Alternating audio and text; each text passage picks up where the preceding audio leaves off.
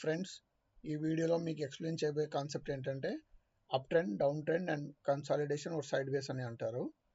మనకు మార్కెట్లో only 3 structures మాత్రమే ఫామ్ అవుతాయి. అవి ఏంటివో చెప్తాను, మీరు ఒకసారి చూడండి. అప్ ట్రెండ్ అంటే ఎలా ఉంటుందంటే, ఫస్ట్ మార్కెట్ ఇక్కడ నుంచి ఇలా పైకి వెళ్ళింది అనుకోండి, ఇది లో, ఇది హై. దాని తర్వాత మళ్ళీ ఇలా కిందికి వచ్చేస్తే ఇది హయ్యర్ లో అంటారు. అంటే ఈ లో కంటే ఈ లో పైన ఉంది కాబట్టి హయ్యర్ లో. అగైన్ మళ్ళీ ఇక్కడ నుంచి ఇది పైకి వెళ్ళింది కాబట్టి ఈ హై కంటే ఇది హై కాబట్టి హయ్యర్ హై.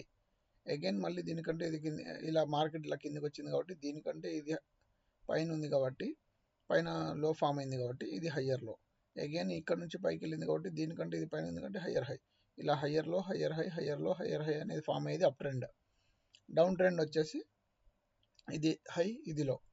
ఈ హై కంటే ఇది లోలో ఉంది కాబట్టి ఇది లోవర్ హై. ఈ లో కంటే ఇది లోలో ఉంది కాబట్టి ఇది లోయర్ లో. సేమ్ ఇలానే దీనికంటే ఇది కింద ఉంది కాబట్టి ఇది లోవర్ హై, దీనికంటే ఇది కింద ఉంది కాబట్టి ఇది లోయర్ లో.